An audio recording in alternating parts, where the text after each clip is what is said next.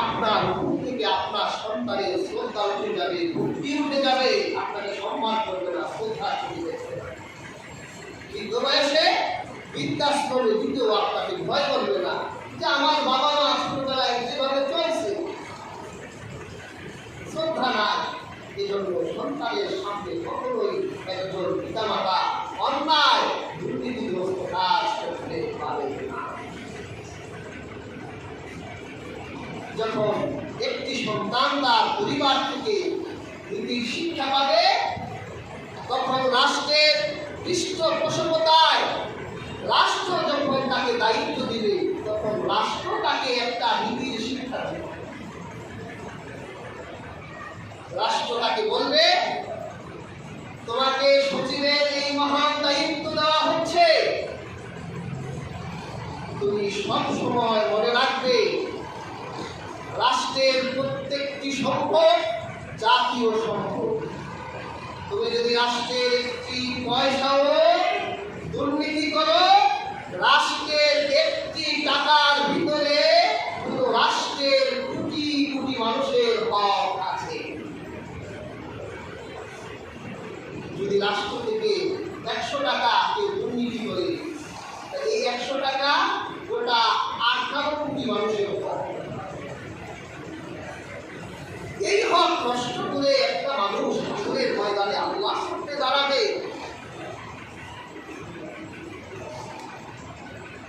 সে যতই আরো ঈশ্বরীকে রাসূলুল্লাহ বলেছে, এই লোকটা হলো ইবলিস। সাহাবায়ে কেরাম বললেন, আল্লাহর হাবিব, মুফলিস কি? আল্লাহর হাবিব বললেন, লোকটা ইবাদতের পাহাড় আছে, লোকটার নামাজের পাহাড়, সদকার পাহাড়, নেকের পাহাড় নিয়ে হাসরের ময়দানে উঠেছে। এক ব্যক্তি এসে বলবে, আল্লাহ, আমি এই লোকটার কাছে, এই লোকটা আমার সম্পদ নষ্ট করে হাসরের ময়দানে উঠেছে। এক লোক এসে বলবে, আল্লাহ, আপনার এই নেককার বান্দা এতগুলো পাহাড় নিয়ে, নেকের পাহাড় নিয়ে উঠেছে, এই লোকটা আমার কথার আমানত ধ্বংস করে এসেছে। আল্লাহ পাক বলবে, আমার বান্দা, এবার তোমরা কি চাও বলো। আল্লাহ, এই যে নেকের পাহাড় নিয়ে এসেছে, যেহেতু আমার পয়সা আমাকে ফেরত দিতে পারবে না, কাজেই তার নেক থেকে আমাকে নেক কেটে দেওয়া হোক। আল্লাহ ফেরেশতাদেরকে বলবেন, ফেরেশতারা আমার বান্দা নেকের পাহাড় থেকে নেক কেটে দিতে ওদের দিতে থাক। নেক দিতে দিতে আল্লাহ বান্দার নেকের পাহাড় শূন্য হয়ে যাবে, আর নেক থাকবে না ভাঙবে।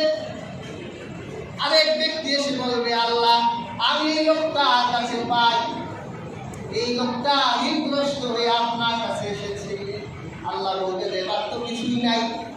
আল্লাহ, আমার জীবনে গুনাহ আছে, তাহলে আমার জীবনের গুনাহগুলো আপনার এই বান্দার উপর চাপাই দেয়। একেবারে নেকের পাহাড় শেষ, অন্যের গুনাহ নিজের ঘাড়ে। এই লোকটা মুফলিস, দরিদ্র, ফকির। আল্লাহ বলে, এই লোকটা কাজেই যারা যেখানে চাকরি করে, রাষ্ট্রের দায়িত্ব পালন করে, মনে রাখবে রাষ্ট্রের প্রত্যেকটি সম্পদ আমারও। আজকে আমরা এমন এক জাতি, আপনারা কষ্ট পেতে পারেন, আমরা বাঙালি জাতি এখনো ভালো বিলাম। গণভবন প্রধানমন্ত্রী দেশ থেকে আসছে, খালি গণভবন পেয়ে আমাদের চরিত্র গোটা পৃথিবীকে আমরা দেখাই দিলাম যে আমরা কত উন্নত চরিত্র। গণভবনের কোরআন শরীফটা পর্যন্ত আমরা চুরি করে নিয়ে যাই। হাঁস, মুরগি, সোফা, বিছানা, কবুতর কোনো কিছু বাদ রাখলাম না, একেবারে গণভবন নিঃশেষ করে দিলাম। এই গণভবন না, প্রধানমন্ত্রী। আমাদের 18 কোটি মানুষের গণভবন, গোটা পৃথিবী আমাদের ভিডিওগুলো দেখতো যে আমরা আমাদের গণভবনের শরীরটা পর্যন্ত ছাড়লাম। কবে ঠিক করে আমাদের সংসদ ভবনে ঢুকে সংসদ ভবনেরও 12টা বাজাই গেছিল। আমাদের মাত্র 1963 সালে মালয়েশিয়া স্বাধীন হয়েছে, 8 বছর আগে। সেই মালয়েশিয়া আজ কোথায়, আমরা আমাদের 100 বছর আগে আগাই গেছে। আমরা এত পিছনে কেন পড়ে আছি? কারণ আমরা দুর্নীতির সুযোগ যেই পাই সেই সমস্যা হলো আমাদের নীতি শিক্ষা নাই, আমরা নৈতিক শিক্ষায় শিক্ষিত হতে পারি। সেজন্য পরিবার থেকে রাষ্ট্র পর্যন্ত প্রত্যেক ব্যক্তিকে নীতির শিক্ষায় সুশিক্ষিত হতে হবে।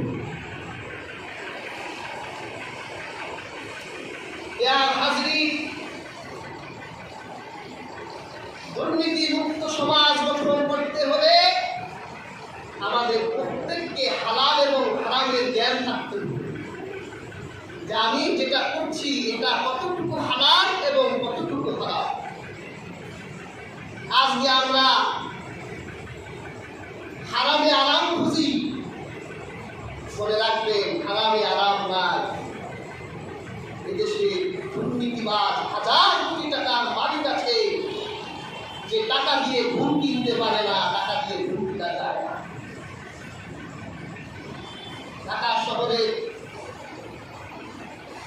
এক দারোয়ান মালিক রাতের বেলা উঠে দেখে এক দারোয়ান নাক ডেকে ঘুমাচ্ছে, আর বাড়ির মালিক ডুপ্লেস বাড়ির বারান্দায় সারা রাত হাঁটাহাঁটি করছে, ঘুম আসে।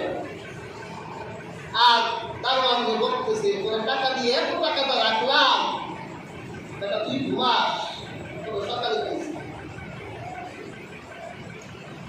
সকালবেলা ডাকতেছে দারোয়ান, ডিউটিকে মুখ হিসেবে সার ডিউটি খুব ভালো দিচ্ছি, দেখেন না সকাল পর্যন্ত কোনো সমস্যা দেখা দিচ্ছে না।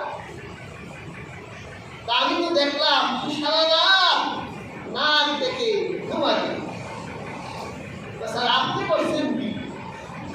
আমার ঘুম হয় না, বিছানায় গেলে চোখ লাগে না, মনে অশান্তি, সারা রাত বারান্দায় আটলাম আর দেখলাম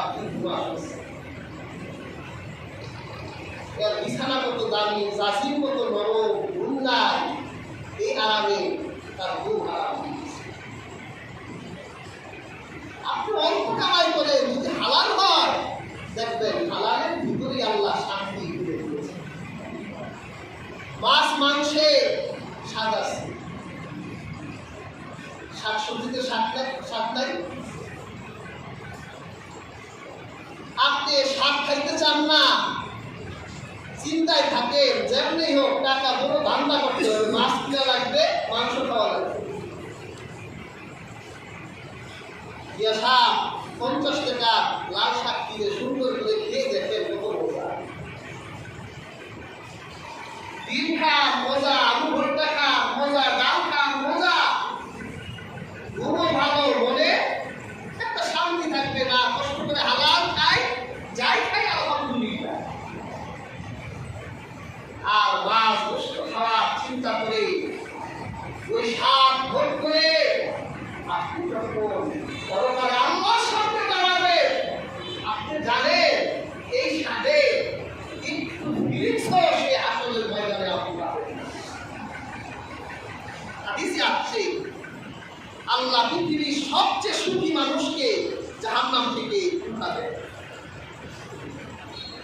ভুল বললাম, পৃথিবী আল্লাহ পাক ফেরেশতাদেরকে বলবে যে পৃথিবীতে সবচেয়ে সুখী মানুষ কে ছিল, তাকে আমার সামনে হাজির করবে।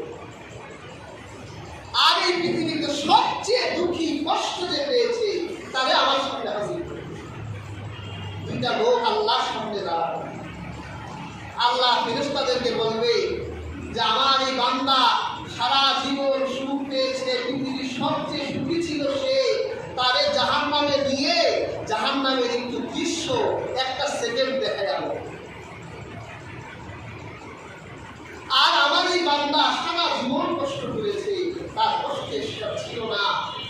সন্তান দিয়ে কষ্ট পেয়েছে, কিন্তু আমার ইবাদত গুজার ছিল, তাদের দিয়ে জান্নাতের 1 মিনিটের 1 সেকেন্ডের একটা পরিবেশ, মনোরম সুন্দর পরিবেশ দেখে আমার কাছে দুই বান্দাকে আনা হবে। আল্লাহ পৃথিবীর সবচেয়ে সুখী মানুষকে জিজ্ঞাসা করবে, বান্দা এবার তুমি বলো যে তুমি পৃথিবীতে কত সুখী ছিল। ওই বান্দা বিশেষ করে বলবে, আল্লাহ আমি যে পৃথিবীতে সুখী ছিলাম এটা আমি ভুলে গেছি যে আমি পৃথিবীতে সুখী ছিলাম। আমি যা দেখে আসলাম আমার কাছে মনে হয় না যে আমি পৃথিবীতে সুখী ছিলাম। বান্দা তুমি পৃথিবীতে দুঃখী ছিলে, তুমি বলো তুমি কত দুঃখী ছিলে। বলবে, আল্লাহ আমি যে আপনার জান্নাতের নিয়ামত দেখে আসলাম, পৃথিবীতে যে আমি দুঃখী ছিলাম এটা তো আমি জানি না, পৃথিবীতে আমি দুঃখী ছিলাম। কাজেই হাজির 1000 টাকার